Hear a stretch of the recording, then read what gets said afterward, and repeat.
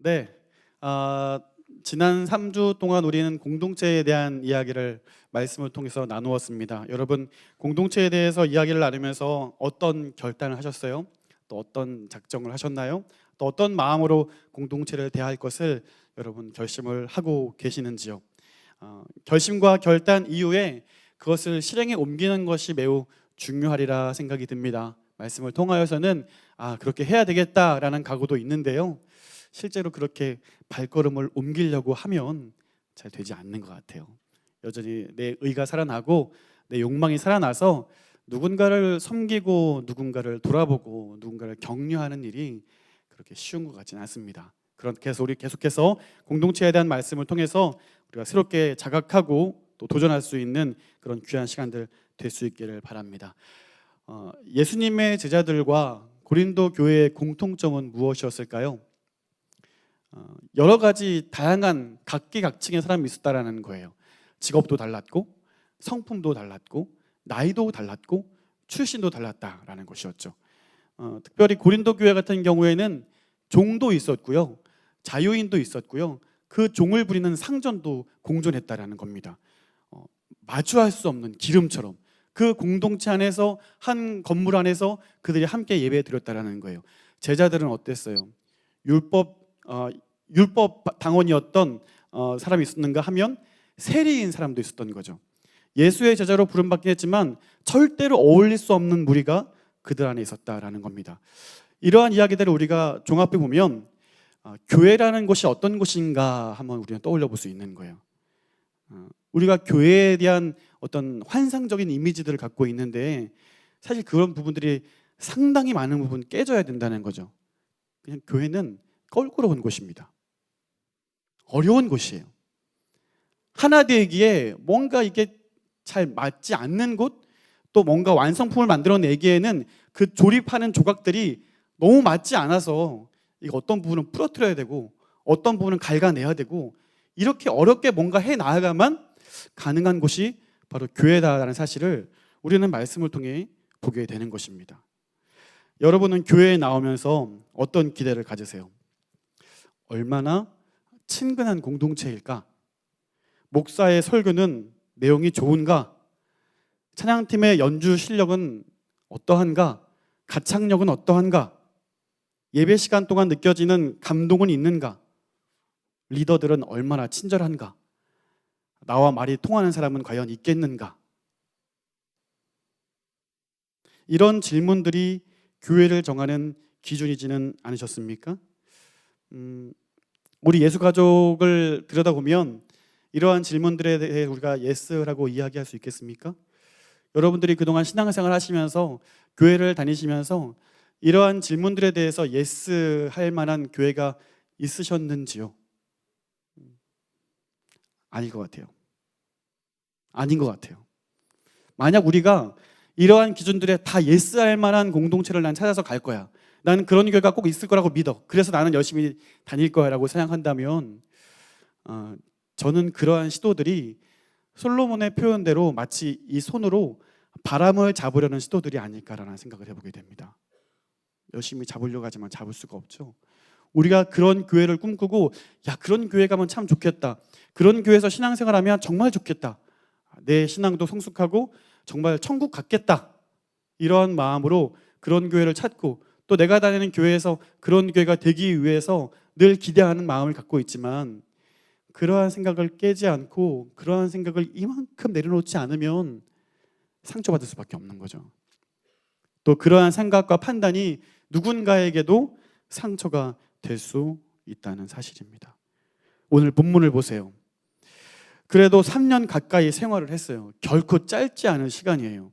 예수님과 12명의 제자들이 긴 시간 동안 함께 하면서 이제 어느 정도는 준비됐겠지, 이제는 내가 죽고 승천하고 이들에게 모든 사명을 맡겨도 이제 준비가 됐겠지라고 생각을 하시지만 여전히 그들의 마음 가운데는 꾹꾹 숨겨놓은 야망이 있었다라는 겁니다.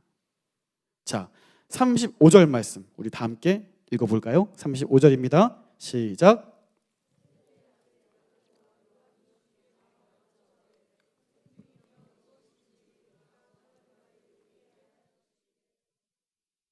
아멘. 3년 동안 준비가 됐다고 생각했지만 그 3년의 예수의 제자 훈련의 끝이 뭐였냐면 이들 중에 누가 큰 자가 될 거냐, 이것이 3년 제자 훈련의 결과였다는 거예요.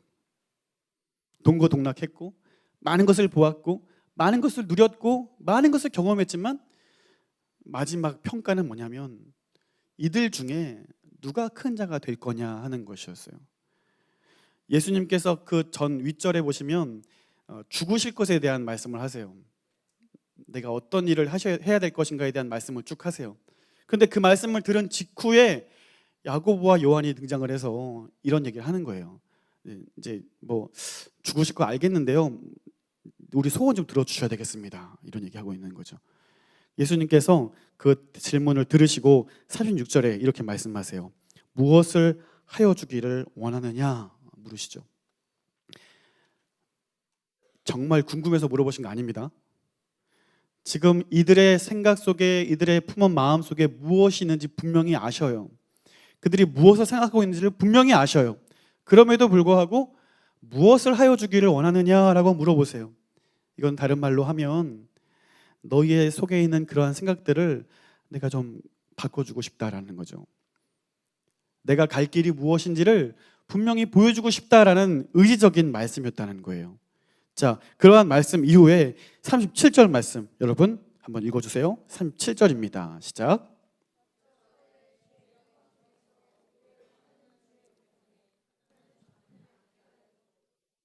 아멘. 확실하게 그들의 야망을 내비치고 있습니다. 채찍에 맞고 조롱을 당하고 곧 죽임을 당하겠다고 말씀하시는데 그 앞에서 여전히 권력 다툼하고 있는 거예요. 예수의 고난, 그분이 당하실 이 모든 일들에 대해서 그 누구 하나 알려고 하지 않아요. 여전히 정치적 메시아가 누리는 그 세상적인 성공과 영광을 꿈꾸고 이제 그 정치적인 메시아와 편승하여서 나도 누리게 될 그 영광, 나도 그와 함께 동행해서 누리게 될 세상적인 영광, 그것만 생각하고 있는 거예요. 예수님께서 이번에도 인내하셔요. 38절 말씀 함께 다시 한번 읽어보겠습니다. 38절입니다. 시작.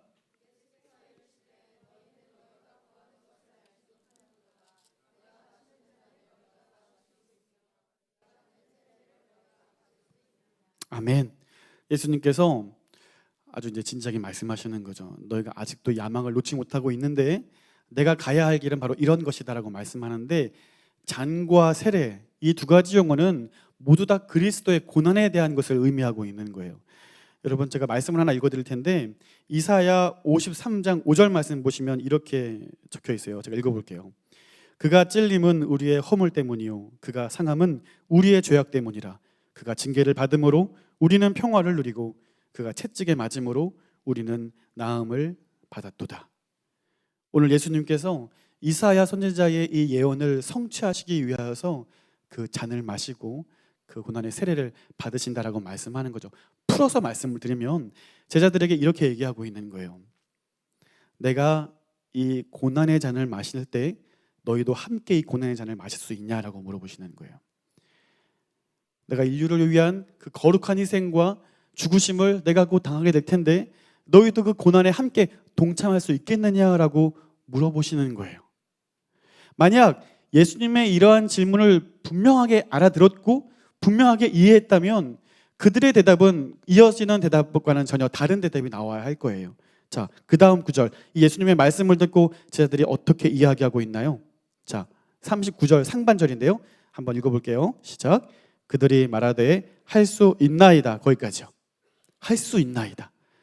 말씀이 끝나자마자 당당하게 이야기하는 거예요. 할 수 있습니다. 우리 얼마든지 할 수 있어요 라고 얘기하는 거예요.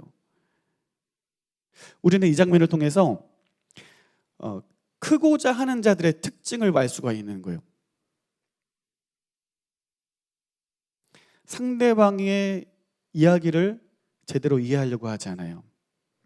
자기들의 품은 마음을 관철시키기 위해서 상대방이 어떤 생각으로 이런 얘기를 하고 있는지 관심 갖지 않아요. 꽤 자의적으로 해석해요. 지금 예수님의 이 말씀을 이 제자들이 어떻게 이해하고 있는 거냐면 고진감래라고 이해를 해야 될까요? 지금 그 너무나 큰 영광을 누리기 위해서 그 정도는 내가 참을 수 있어요. 다가오는 그런 어려운 고난들 내가 좀 인내할 수 있어요. 그 세상적인 정치적인 그런 영광들을 누리기 위해서 그런 어려움들 충분히 이겨낼 수 있어요. 자신 있습니다. 할 수 있어요. 라고 얘기하는 거예요. 죽으신다고 했잖아요. 죽으신다고 했잖아요.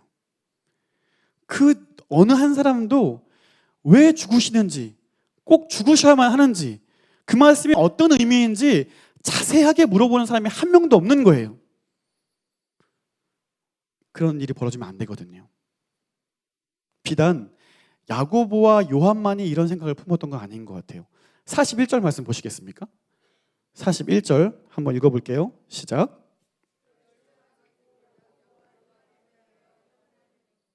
화를 왜 냈을까요? 화를 왜 낸 거예요? 먼저 이야기하지 않았을 뿐 그들 마음에 동일하게 주님의 좌편은 내 자리야, 주님의 우편은 내 자리야. 인원은 많고 자리는 한정적이잖아요. 그 자리는 내 자리야. 그런데 지들이 뭔데, 저것들이 뭔데 감히 예수님의 그 좌편 우편에 앉겠다는 거야 라고 얘기하는 거죠. 무슨 자격으로 거기 섰겠냐고 얘기하는 거죠. 화가 나는 거예요. 크고자 하는 자들의 두 번째 특징이 바로 여기에 드러납니다. 시기합니다. 분냅니다. 자기 자신만 생각한 나머지 상대방에 대해서 전혀 관심 갖지 않고 배려하지 않아요. 여전히 그 야망의 마음을 품고 그 상한 감정들을 드러냅니다. 사랑하는 여러분, 오늘 제자들의 모습을 보면서 우리의 모습들도 우리는 발견할 수 있는 것 같습니다. 여러분 어떤 생각을 갖고 계십니까? 교회를 다니면서 신앙생활 하면서 어떤 기대감을 갖고 계십니까? 어떻게 되어야 되겠다라는 꿈을 갖고 계십니까? 교회에서는 어떻게 생활해야 돼? 교회 신앙생활은 이런 것이야. 이러한 기준과 이러한 평가들이 여러분 자신에게 있지 않습니까? 이것은 많이 배웠거나 적게 배웠거나 신앙생활을 오래 했거나 적게 했거나 모든 사람에게 정해져 있는 것 같아요. 야, 저놈은 훈련도 안 받은 녀석이 무슨 일을 하겠다 그래. 아니, 저 사람은 훈련도 많이 받았는데 왜 저 정도밖에 하지 못해? 이러한 모든 상충적인 이야기들이 있는 거예요.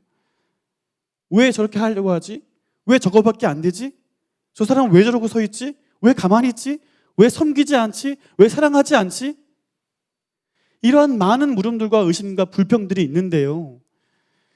크고자 하는 자들의 성품인 거예요. 오늘 설교 제목이 큰 자들의 공동체라는 제목이에요. 예수님께서 이러한 아주 세상적인 방식을 정확하게 꼬집어서 설명하고 계시거든요. 다음 페이지 보시면 42절 말씀 한번 읽어볼게요. 42절입니다. 시작. 예수께서 불러다가 이르시되 이방인의 집권자들이 그들을 임의로 주관하고 그 고관들을 그들에게 권세를 부리는 줄 너희가 알거니와. 아멘. 세상의 고관들이 그 권세를 가지고 낮은 사람들, 하층민들, 이러한 사람들에게 그 권세를 부리는 줄 너희가 알거니와라고 얘기하고 있어요. 그러니까 이게 무슨 말이냐면 너희에게 있는 아주 작은 그 권세를 가지고 낮은 자들을 너희들이 갑질했지. 아주 조금 있는 그 권세를 너희가 의스댔지. 너희가 알고 있지. 그게 세상의 방식이라는 거예요. 그런데 교회라는 곳은요, 하나님의 공동체라는 곳은요, 세상적인 방식이 통용되는 곳이 아니라고 말씀하고 있는 거예요. 오히려 최고가 되기 위해서는, 큰 자가 되기 위해서는 섬기는 자가 되어야 된다고 말씀하세요.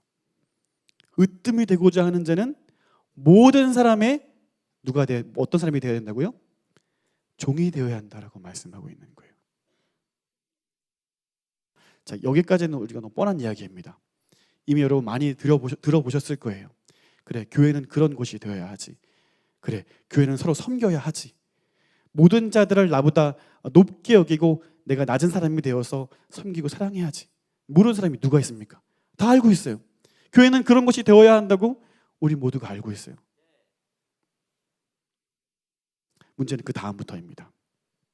그러면 어떻게 그런 교회를 구현할 것이냐라는 것이죠. 어떻게 그런 교회가 가능해질 것이냐라는 것이죠. 저는 큰 자들의 공동체에 대해서 두 번째 의미를 여러분에게 말씀드리고 있습니다. 교회에 있어서, 하나님의 자녀들에게 있어서 큰 자는 오늘 예수님께서 말씀하시는 것처럼 섬기는 사람들, 모든 자의 종이 되는 사람들, 그들이 가득한 곳이 교회 공동체가 되어야 된다고 말씀하실 때 오늘 우리는 그 말씀을 떠올려야 하죠. 그래서 내가 마음 먹는다고 그것을 할 수 있을까요? 내가 마음 먹고 이제부터는 그렇게 살아야지, 이제부터는 섬기고 사랑해야지, 이제부터는 그렇게 살아가야지 라고 해서 그것이 될 수 있다면 참 좋을 것 같아요. 하지만 너무 어려운 일이죠. 우리가 그것을 할 수 있기 위해서 그 다음 이어지는 말씀을 우리는 묵상해야 됩니다. 45절 말씀입니다. 다 함께 시작.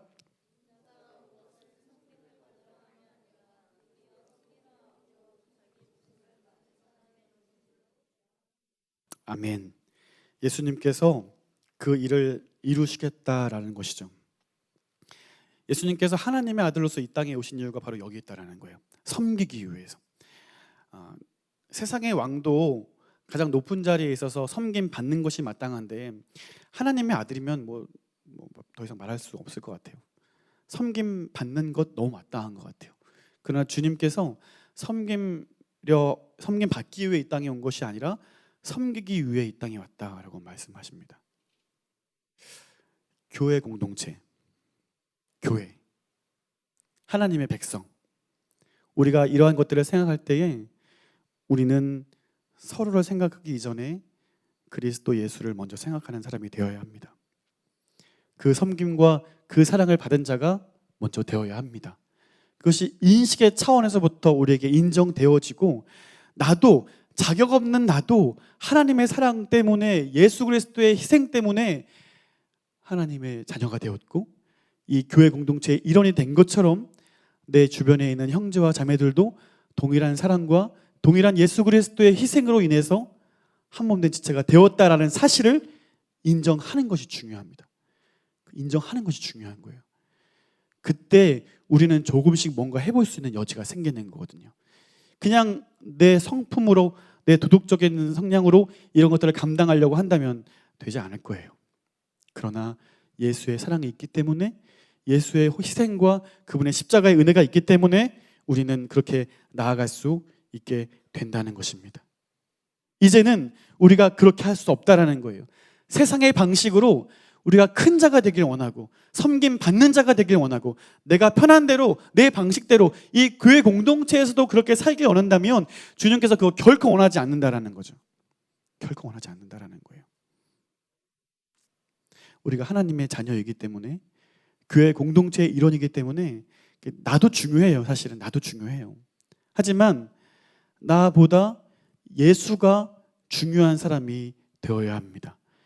예수께서 무엇을 원하시고 예수의 죽음은 무엇을 위한 것이었고 예수의 죽음으로 인하여서 이 교회가 세워졌고 여전히 예수는 오늘까지 살아 역사하셔서 이 교회를 통하여 무엇을 이루길 원하시는가?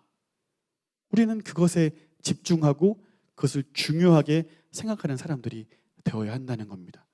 이제까지는 교회 와서 영적으로 좀 편안한 거, 불편하지 않은 거, 즐거운 거, 이런저런 말로 서로 위로하는 것, 이런 거에만 관심을 가졌다면 이제는 교회가 어떤 방향으로 나아가야 하고 예수의 꿈이 무엇이고 이 교회라는 것을 통하여서 하나님이 무엇을 원하시는가에 대해서 우리는 초점을 맞추고 주목할 수 있어야 한다는 겁니다. 여러분, 그렇게 우리의 생각이 바뀌잖아요. 그렇게 우리의 관심을 그곳으로 두잖아요. 그러면 내 옆에 있는 형제와 자매가 눈에 들어와요. 이분들은 무엇을 위해서 하나님이 이곳에 부르셨는지가 눈에 들어와요. 그전에는 왜 저렇게 하는 거야? 왜 저거밖에 못하는 거야? 불평과 불만이 있었다면 이제는 그도 귀하다는 사실들이 인정되는 거죠. 여러분, 그것이 교회 공동체가 되어야 한다는 것입니다. 여러분, 이런 이야기들이 너무 먼 이야기 같습니까? 전혀 예측되지 않아서 너무 이런 생활을 오래 해서 과연 그렇게 될까? 이런 기대하지 못하는 마음들이 여러분에게 있으십니까?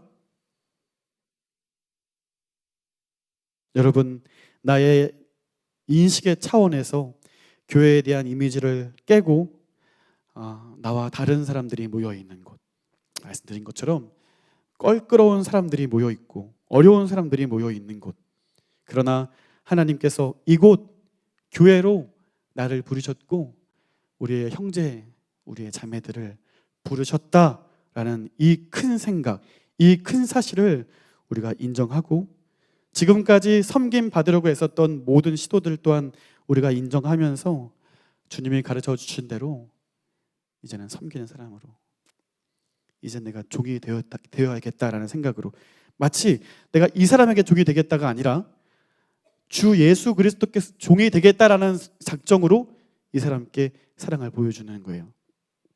이런 생각을 하시면 편할 것 같아요. 여러분, 신앙생활을 한다는 것은 하나님을 사랑한다라는 것입니다. 그렇죠? 예수님이 내 모든 죄악을 담당하시고 죽으셨고 구원자가 된다는 사실을 믿는 것입니다.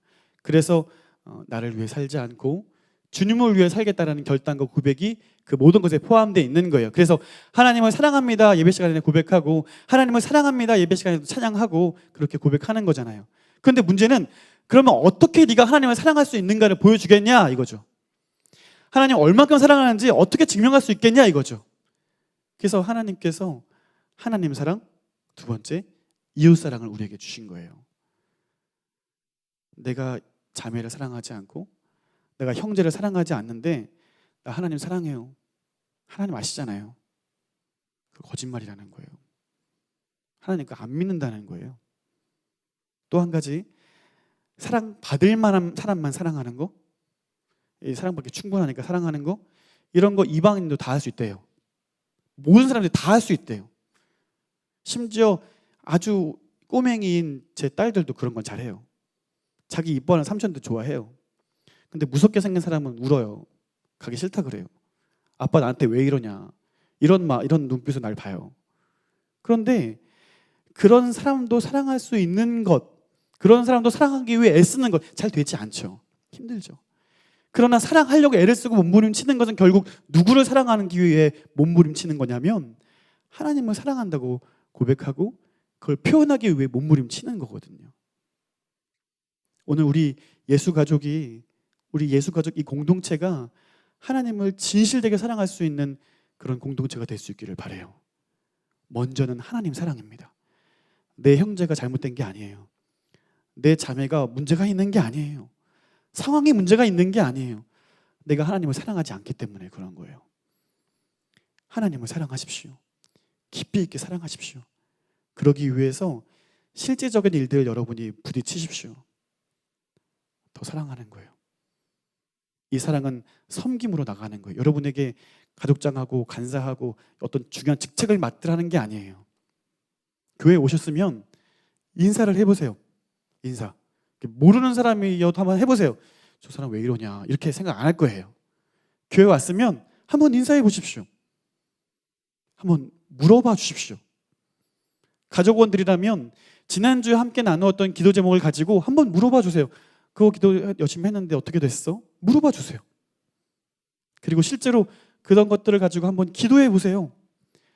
이 사람의 영적인 상황이 좀 나아졌는지, 여전히 피폐하고 여전히 괴롭고 여전히 어려운지, 여전히 나 혼자 있다고 생각하고 외로워하고 나 혼자 멀리 떨어져 있는 건 아닌지 한번 물어봐 주십시오. 한번 씩 웃어줘 주십시오. 한번 관심 가져보세요. 그게 섬김의 시작이에요. 요즘 사회가 그런 사회냐 이렇게 얘기할 수도 있어요. 다들 이제 청년들이고 사회생활을 하면서 누가 내가 중요하지 그런 게 중요하냐라고 생각할 수도 있어요. 그런데 참 희한한 일은 교회는 계속 거꾸로 가는 것 같아요.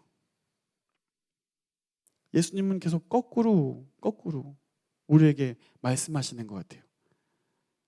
다 모이지 않으려고 하는데 더 모이라고 말씀하시죠. 내가 중요하니까 나의 문제에 골몰하라고 너만 생각해 세상은 이야기하는데 주님은 그렇게 말씀하지 않더라고요. 내 형제의 상황이 어떤지. 느헤미야도 그러잖아요. 아닥사스다 왕의 이 술 맡은 관원장으로 부귀영화를 누렸지만 늘 마음 한켠에는 예루살렘의 성도들이, 예루살렘의 내 백성들이 늘 궁금한 거예요. 늘 가슴 아픈 거예요. 실제로 성문이 불탔고 성벽이 무너졌고 남아있는 자들은 고난을 당한다 이런 얘기를 들으니까 금식하며 기도하잖아요. 슬피 울며 기도하잖아요. 여러분, 그게 하나님 백성들의 마음가짐 아닐까요? 그것이 한 지체로 부름받은 우리 교회 공동체의 사명이 아닐까요? 하나님 사랑하는 것은 형제 사랑하는 것과 똑같은 이야기입니다. 오늘 야외 GBS로 나갈 텐데 이거는 뭐 정해진 건 아니지만 간식을 먹을 때 한번 서로 떠먹여줘 보세요. 서로 나 혼자 먹기 없음 뭐 이런 거 해보세요. 그리고 야외 GBS 또 이런 이후의 순서들에 참여해보지 않은 우리 지체분들이 계시다면 한번 오늘 좋은 기회지 않습니까? 날씨도 좋고 바람도 좋고 그죠? 한번 참여해보시면 좋을 것 같아요. 저는 우리 예수가족 섬기는 공동체가 됐으면 좋겠어요. 세상 방식 말고요, 하나님 나라의 방식으로 큰 자들이 넘치는 교회가 됐으면 좋겠어요. 그래서 섬기는 데 으뜸이 되고 먼저 필요한 게 없는지 관심 갖는 곳이 되고 누군가 아파하고 힘들어하면 그냥 내버려 두는 게 아니고 당연히 가서 물어보고 또 그렇게 물어보는 것에 대해서 부담 갖지 않고 내 진짜 문제를 이렇게 오픈할 수 있고 이야기할 수 있고 신뢰할 만한 대상으로 믿어줄 수 있는 공동체가 우리 예수가족 되었으면 좋겠어요. 우리가 이 일에 힘을 냈으면 좋겠어요.